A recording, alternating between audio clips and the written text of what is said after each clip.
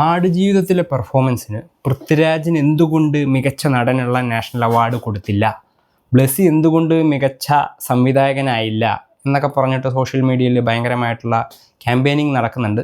സംഗതി ശരിയാണ്. ഇത്തവണത്തെ നാഷണൽ അവാർഡിൽ ഷാറൂഖ് ഖാന് മികച്ച നടനുള്ള ദേശീയ പുരസ്കാരം പ്രഖ്യാപിച്ചതോടെ നാഷണൽ അവാർഡ് കോമഡി ആയിട്ട് മാറിയിട്ടുണ്ട്. അതുപോലെ മികച്ച സംവിധായകൻ കേരള സ്റ്റോറിയുടെ സംവിധായകനാണ് മികച്ച സംവിധായകനായിട്ട് തിരഞ്ഞെടുത്തത്. ഈ കാരണങ്ങളൊക്കെ കൊണ്ട് നാഷണൽ അവാർഡ് എന്ന് പറയുന്ന പരിപാടി പതിവ് പോലെ കോമഡി ആയിട്ടുണ്ട്.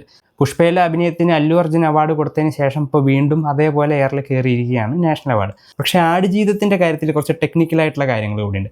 ആടുജീവിതം എന്ന് പറയുന്ന സിനിമ റിലീസായതും സെൻസർ ചെയ്തതും 2024 പക്ഷേ ഇപ്പോൾ പ്രഖ്യാപിച്ചിരിക്കുന്ന അവാർഡുകൾക്ക് വേണ്ടി പരിഗണിച്ചിരിക്കുന്നത് 2023 റിലീസായതോ സെൻസർ ചെയ്യപ്പെട്ടതോ ആയിട്ടുള്ള സിനിമകളാണ്. അപ്പോൾ ടെക്നിക്കലി ആടുജീവിതം എന്ന് പറഞ്ഞ സിനിമ ഈ നാഷണൽ അവാർഡിൻ്റെ കാര്യത്തിൽ പരിഗണിച്ചിട്ടേ ഇല്ല.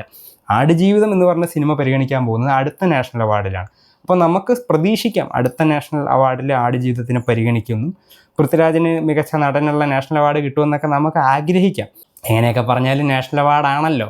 അവസാനം ഇതുപോലെ ഷാറൂഖ് ഖാനും അല്ലു അർജുനൊക്കെ കൊടുത്ത പോലെ കോമഡി ആയിട്ട് വേറെ വല്ലവർക്കൊക്കെ കൊടുത്തുകൂടായിയൊന്നുമില്ല.